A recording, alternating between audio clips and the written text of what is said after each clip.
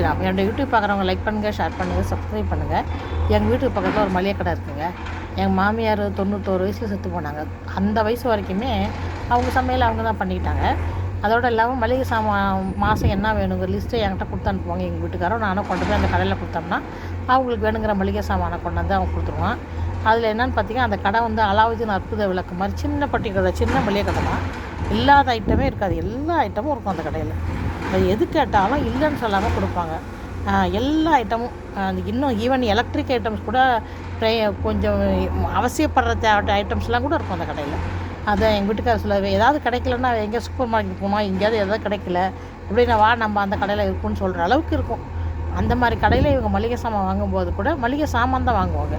ஒரு காரப்பொடியோ ஒரு தனியா பொடியோ ஒரு மஞ்சள் தூளோ நான் வாங்கி பார்த்ததே இல்லை.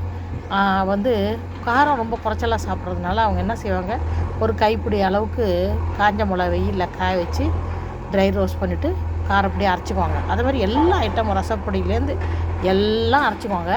அது இப்போ ஈவன் சொல்லப்போனால் இப்போல்லாம் வந்து சக்தி மசாலா, அப்போல்லாம் சக்தி மசாலா மட்டும்தான் இருந்தது. இப்போ பார்த்திங்கன்னா நிறைய பிராண்டடில் காரப்பொடி தனியா பொடிலாம் விற்கிறாங்க. அப்புறம் யூடியூப்காரங்க வேறு, அவங்க வேறு ஏபிசி மால்ட்டுன்னு, அப்புறம் சாப்பாடு பொடி காரப்பொடின்னு அவங்க வேறு அரைச்சி விற்கிறாங்க. எல்லோரும் வாங்குறதுனால தானே விற்கிறாங்க. ஆனால் வந்து அது அது வந்து எப்படின்னா, எங்கள் அம்மா உயிரோடு இருக்க வரைக்கும் எனக்கு அந்த காரப்பொடி தனியா பொடிலாம் அரைச்சி கொடுத்துக்கிட்டு இருந்தேன். அனுப்பிச்சி போகும்போதெல்லாம் எடுத்துகிட்டு வந்துட்டு இருந்தேன். இப்போ எனக்கு அந்த அவகாசம் இல்லை. ஆனால் வந்து இப்போ கோயம்புத்தூரில் வந்து அந்த காரப்பொடி தனியா பொடி அரைக்கிறதுக்கு மிக்சர் கிரைண்டர் விற்கிதுன்னு சொல்கிறாங்க.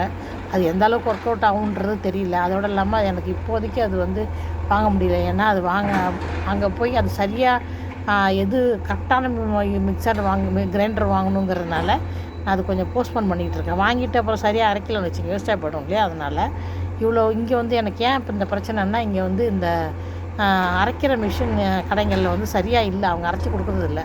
இந்த கோதுமை மாவு கோதுமை மாவு அரிசி மாவு அரைச்சி கொடுப்பாங்க. காரப்பொடி தனியா பொடி அரைக்கிறதுக்கு அவங்க வில்லிங் இல்லை. அதனால் வந்து என்னடான்னு சொல்லிட்டு மாவு எங்கள் அம்மா அரைச்சி கொடுத்து தனியா பொடி காரப்பொடி ஆகிடுச்சு, என்னடா பண்ணுறதுன்னு யோசித்தேன். அப்புறம் எங்கள் மாமியார் ஞாபகம் வந்தாங்க.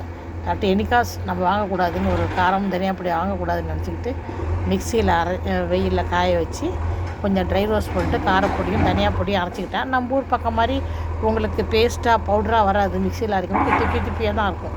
வேறு வழி இல்லை, அப்படி தான் அரைச்சி யூஸ் பண்ணணுன்ட்டு. எதுக்குன்னா ஒரு சின்ன எக்ஸாம்பிளுக்கு, அந்த வயசில் கூட அவங்க வந்து அதை கடையில் வாங்காமல் தானே அரைச்சி யூஸ் பண்ணாங்க.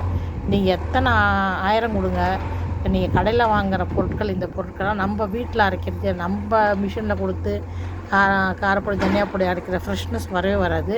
அதுவும் இல்லாமல் நம்மளே மிக்சியில் அரைக்கிற ஃப்ரெஷ்ஷும் வராது. அது இல்லாமல் இப்போ கமர்ஷியலாக விற்கிறவங்க என்ன பண்ணுவாங்க, இந்த மாதிரி ஐட்டம்ஸ்லாம் விற்கும்போது ப்ரிசர்வேட்டிவ் கொஞ்சமாவது கலக்காமல் இருக்க மாட்டாங்க. கலந்தால் தான் அது கெட்டு போகாமல் இருக்கும். கெட்டு போயிட்டால் புழு வச்சிருச்சு, ஏதாவது பூச்சி வச்சிருச்சுன்னா அவங்களுக்கு கெட்ட போயிடும் இல்லையா. அதனால தான். அதனால் இப்போது நீங்கள் வேலை பார்க்குறீங்க, ரொம்ப உங்களுக்கு கஷ்டமாக இருக்குது அப்படின்னு சொன்னால், உங்கள் பேரண்ட்ஸ் இருந்தால் போஸ்டில் அனுப்ப சொன்னால் அனுப்பிடுவாங்க. அப்படி சுத்தமாக என்ன மாதிரி எந்த சான்ஸும் இல்லைன்னா உங்களால் முடிஞ்சால் மிக்சியில் அரைச்சிக்கோங்க. அதை தவிர வேறு வழி என்ன, நம்ம ஹெல்த்தை நம்ம தான் பார்த்துக்கணும். முடிஞ்ச வரைக்கும் அந்த ரெடிமேடாக விற்கிற ஐட்டம்ஸை வாங்காமல் இருந்தால் உடம்புக்கு நல்லதுன்னு நினைக்கிறேன். லைக் பண்ணுங்கள், ஷேர் பண்ணுங்கள், சப்ஸ்கிரைப் பண்ணுங்கள்.